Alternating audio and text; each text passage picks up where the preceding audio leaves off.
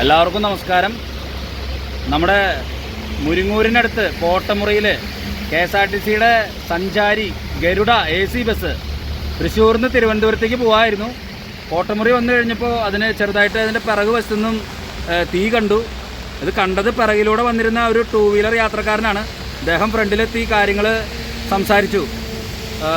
അങ്ങനെ KSRTC ഡ്രൈവറും കണ്ടക്ടറും കാര്യങ്ങൾ മനസ്സിലാക്കി ഒപ്പം തന്നെ ഇറങ്ങി ഫയർഫോഴ്സിനെ വിളിച്ചു. ഇതിൻ്റെ സൈഡിൽ നിന്നാണ് ഈ തീ വന്നത്. ബസ്സിൻ്റെ ബാക്ക് ഭാഗത്ത് വലതുവശത്തായിട്ട് ഏറ്റവും പിറകിലായിട്ടാണ് ഇതിൻ്റെ തീ കണ്ടത്.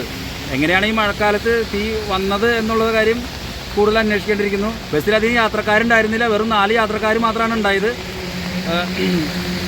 ചാലക്കുടി ഫയർഫോഴ്സ് എത്തിയാണ് എന്തായാലും ഈ തീ അണച്ചത്. സ്പാർക്കിംഗ് ആയിരുന്നെങ്കിലും ഇത് യഥാർത്ഥത്തിൽ ആ 2 വീലർ യാത്രക്കാരനാണ് രക്ഷകനായത്.